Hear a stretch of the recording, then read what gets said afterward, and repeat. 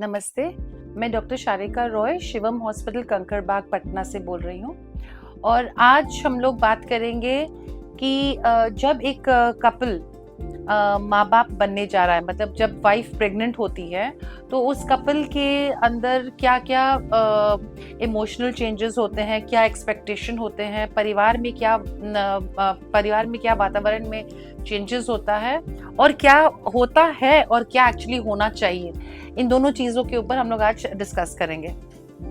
सबसे पहली बात तो ये है कि आजकल देखा गया है कि जब भी एक औरत शादी करती है, सबसे पहले तो लेट मैरिजेस बहुत हो रहे हैं, क्योंकि अब लोगों को भरोसा नहीं है कि मेरी बेटी शादी करके जिस घर में जाएगी वो सुरक्षित रहेगी कि नहीं रहेगी, उसको मान सम्मान, उसका जो पोजीशन होना चाहिए वो उसको मिल पाएगा कि नहीं मिल पाएगा, वो कहीं वहाँ पे टॉर्चर तो नहीं हो रही होगी। तो इसलिए अब माँ बाप चाहते हैं कि मैं अपनी बेटी को पढ़ा लिखा कर सशक्त बनाकर, कि यदि अगर ससुराल में उसको एडजस्टमेंट प्रॉब्लम हो, लोग उसके साथ कोऑपरेट नहीं करें और उसको समझने की कोशिश करने के बजाय उसके ऊपर अत्याचार करें, तो कम से कम वो लड़की अपने बलबूते पे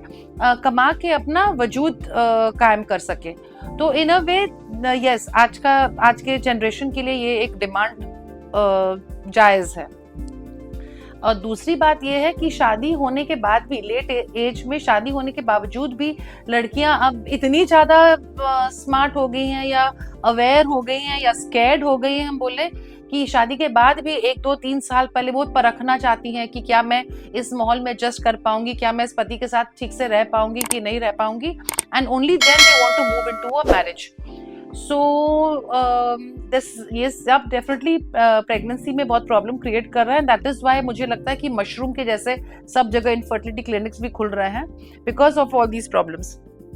अब इस problem, it's basically it's a social problem. इसको डील करना बहुत डिफिकल्ट है और हर इंसान अपना अलग अलग ओपिनियन देगा कि इसको कैसे डील किया जाए। जहाँ तक रही मेरी बात, किस तरह से डील करना चाहिए इस प्रॉब्लम को,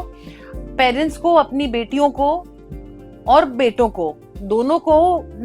वो संस्कार देने चाहिए और वो शक्ति देनी चाहिए कि वो किसी भी माहौल में कहीं पे भी जाए तो उनको वो एडजस्टिंग कैपेसिटी होनी चाहिए, एक फॉरगिवनेस एटीट्यूड होना चाहिए और डेफिनेटली वेल एजुकेटेड होना चाहिए। यदि ऐसा अगर ससुराल मिल जाए जो बैठ के आपको खिला पिला के इज्जत मान के साथ रखे, आपका बस काम हो घर परिवार देखना, because home maker is one of the most challenging और मोस्ट डिफिकल्ट जॉब। एक हाउसवाइफ बनना, एक अच्छी हाउसवाइफ बनना, मुझे लगता है कि एक डॉक्टर, इंजीनियर, वकील और मंत्री बनने से बहुत ज्यादा कठिन जॉब होता है। तो आजकल मोस्ट ऑफ द प्लेसेस जो नॉर्थ इंडिया स्पेशली में ये ट्रेंड अभी हो गया है to marry educated home makers rather than professional girls. ये एक सोसाइटी का एक आई थिंक न्यू जरिया होने वाला है in the coming few days, seeing कि जो बच्चे पैदा हो रहे हैं, दोनों पेरेंट्स वर्किंग है, एडजस्टमेंट प्रॉब्लम है, जो उस केओस में जो बच्चा पैदा होता है और उसका जो परवरिश होता है,